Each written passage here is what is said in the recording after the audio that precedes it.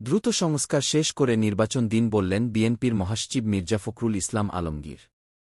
গতকাল মঙ্গলবার বেলা ২:৩০টায় লালমনিরহাটের বড়বাড়ি ইউনিয়নের শহীদ আবুল কাশেম মহাবিদ্যালয় মাঠে শহীদ জিয়া স্মৃতি ফুটবল টুর্নামেন্টের উদ্বোধনী অনুষ্ঠিত হয়। উদ্বোধনী অনুষ্ঠান বিএনপির সাংগঠনিক সম্পাদক ও সাবেক উপমন্ত্রী আসাদুল হাবিব দুলুর সভাপতিত্বে প্রধান অতিথি হিসেবে উপস্থিত ছিলেন বিএনপির মহাসচিব মির্জা ফখরুল ইসলাম আলমগীর। প্রধান অতিথির বক্তব্যে মির্জা ফখরুল ইসলাম আলমগীর বলেন, দ্রুত সংস্কার শেষ করে নির্বাচন দিন, নির্বাচনী গণতন্ত্র পুনরুদ্ধারের একমাত্র পথ। অন্যান্য সরকারগুলোর দিকে না তাকিয়ে আপনাদের মতো করে দেশ পরিচালনা করুন এবং সংস্কার শেষে দ্রুত নির্বাচন দিন। আগের তত্ত্বাবধায়ক সরকার আর বর্তমান অন্তর্বর্তীকালীন সরকার এক না। এ সরকার এসেছে একটি সংকটময় মুহূর্তে ছাত্রজনতার আন্দোলনের মাধ্যমে। ফলে এ সরকারকে নির্বাচনের পাশাপাশি বিভিন্ন ক্ষেত্রে সংস্কার করতে হবে। এজন্য সরকার যেন সংস্কারের বিষয়গুলো শেষ করতে পারেন সে ব্যাপারে আমাদের ধৈর্যের পরিচয় দিয়ে তাতে সহযোগিতা করতে হবে। সব সমস্যা রাজনীতিতে না নিয়ে আলোচনার মাধ্যমে সমাধান করতে হবে।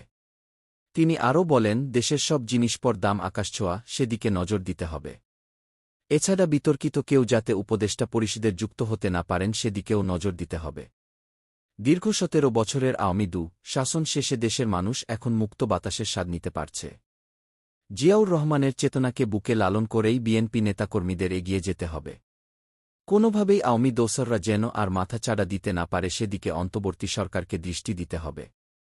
লালমনিরহাট জেলা বিএনপির আয়োজনে ২০১৫ সাল থেকে শুরু হওয়া এ ফুটবল টুর্নামেন্টের এবারের ৬ষ্ঠতম প্রতিযোগিতার আজ উদ্বোধন করা হয়।